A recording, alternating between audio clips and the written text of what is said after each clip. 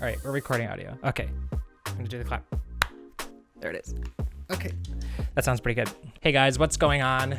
Welcome back. Okay, so I don't have a lot of videos on this look artistry stuff on this channel yet. Through those videos so far, however, I've talked about how I see myself as an artist, sort of what I think goes into my individual artistry and what is within all of that I value. I've also talked about finding ways to keep myself motivated, trying to see failures in a different light, redefining my own success, and in my last video, I talked about, projects that I'm working on and things to look forward to. Within all of that, there's a theme, which is, of course, look, this is what all goes into my individual artistry. These videos, when I'm making them, are reflective of the things that I'm working on, discovering about myself as part of this journey and as a part of my individual growth. With these videos so far, though, there is a bit of a spin, which is dialed, a few clicks towards the positivity around the situation, which is fine. It's helpful for me to have them that way. I hope that if they have any effect on you at all, that they do something similar. This video will probably do a little bit of that too.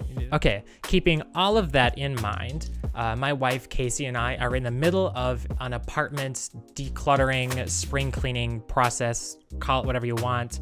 I did our bookshelf a little bit ago and I ended up with like 3 boxes of books to donate. Great. In the middle of all of that, I came across this book, which really surprised me because I had totally forgotten that I had it. Somehow it made it halfway across the country with me to New York. I even moved apartments last year and totally flew under my radar, didn't know that I had it. This almost went straight into the donate pile, but after a second glance, I'm really, really glad that it didn't because there's a cool story to tell here. The reason why it's the centerpiece of this video and why I think it's an important part of this series is because it represents a regret of mine. Okay, let's time out for a second. Let's just take a quick break here. Full disclosure, for transparency, I got this far into writing the script for this video while doing more research before I discovered that the author that I'm going to be talking about here, David, had actually passed away just under 2 years ago. So the tone might shift a little bit from this point going forwards, but I feel like there's still something to talk about here. So before we really get into it, and I feel like I shouldn't even have to say this, but this video is not on any regret of mine that is in any way impacted by my learning about David's passing. Not at all. I will continue to tell this story, but respectfully, of course, and much love towards David and his family. Yeah. Okay, so this book, this is Horses in the Fog. This is written by David Jaick, I believe is the pronunciation there, sorry. This was given to me by David when I was in school, studying at Northern Michigan University. He approached me, I think he reached out to the theater program and had asked if there was anybody who would be interested in working with him on a project. So we may have been connected through faculty. I don't really remember, but I thought that he had initially reached out to me on Facebook or something, but I couldn't find any messages there, emails or otherwise. His personal website is taken down now, so it's possible that a lot of that information is lost. Anyways, David reached out, provided me with a copy of this book and asked me to read through it, and he was hopeful that I could maybe do some kind of voiceover, audiobook type situation. I think he mentioned something about the radio specifically. I don't really remember. But this book in particular is broken up into 5 short stories. So again, I don't really know what his goal was with this project. Did he want the whole book in an audio format, just a few stories here and there? I don't know. But the point is that he asked me to take a look and to see if there was anything that stood out to me that I would be interested in working on for him. Some things got tossed around, but ultimately, it didn't work out. What ended up happening was, at the time, you know, being a college student, I was of course, you know, doing my regular classes, but I was also working on a production of Comedy of Errors, doing rehearsals for that evenings, and then I was also working on Marlin, one of the projects that I've talked about on my website, literally driving out of Comedy of Errors rehearsals an hour or so to set and shooting, you know, into the early mornings, you know, only getting 3 or 4 hours of sleep, you know, before I need to be back at class. Not a great schedule already. The warning signs were there.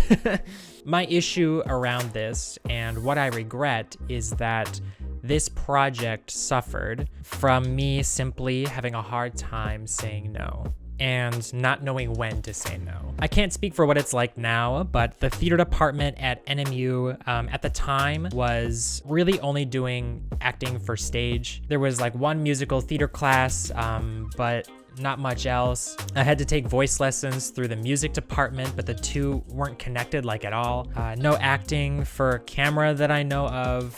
Really nothing outside of staged productions. Technical theater, yes, but you know, it wasn't really what I was looking for.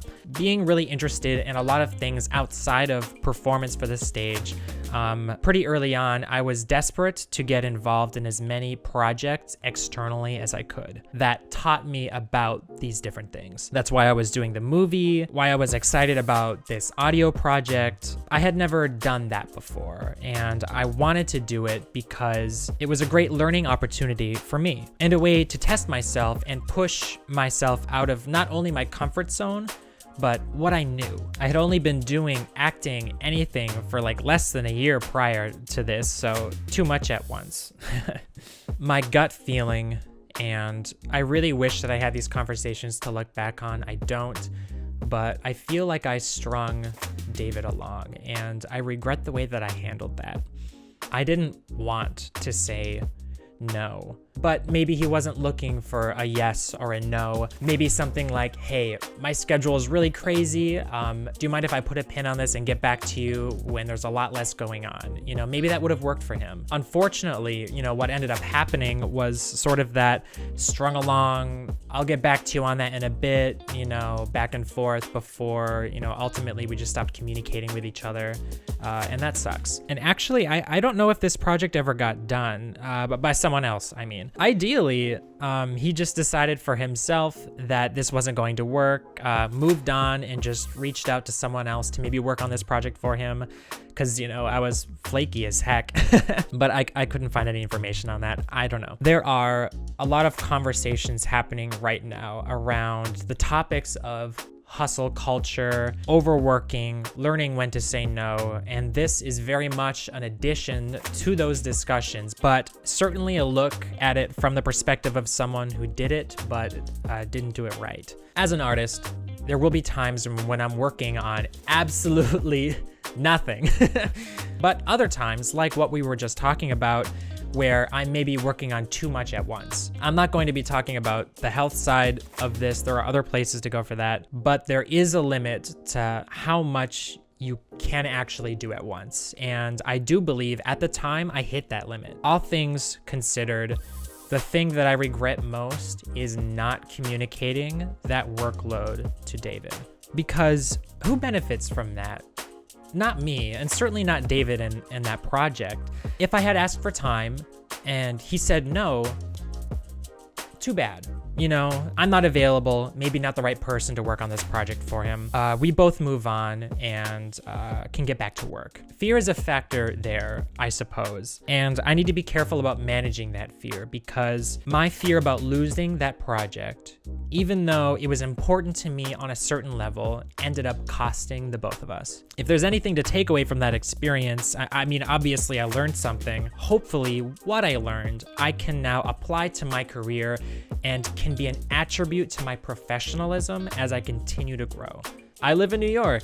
It can get crazy here real fast. I'm already working on a lot, but now I have a better grasp of where my limit is. Luckily, at the present, a lot of the projects that I'm working on are personal, so if other things come up that I absolutely can't miss out on, it becomes, okay, what can I put on the back burner, one of my own projects, to get work on this other thing done. It won't always be like that, you know, eventually I'll run out of ideas, right?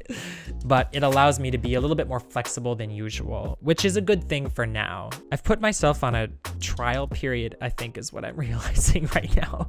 Anyways, I think I've talked about everything that I wanted to talk about here. Hopefully, if you're an artist or otherwise, you've learned something here as well. This is not a video tutorial or a guide on how to teach you when to say no to things. There are plenty of other places for that. This is upfront, a project that I regret how I handled and what I've learned from that regret as part of my own growth. David has 6 books in publication. I'm going to be linking each of them down below. I'm certainly going to be reading back through Horses in the Fog, and I'm going to add a couple of his other books to my reading list for this year. If you happen to flip through one or a few of these, let me know what you think. I'm personally looking forward to reading some more of his work.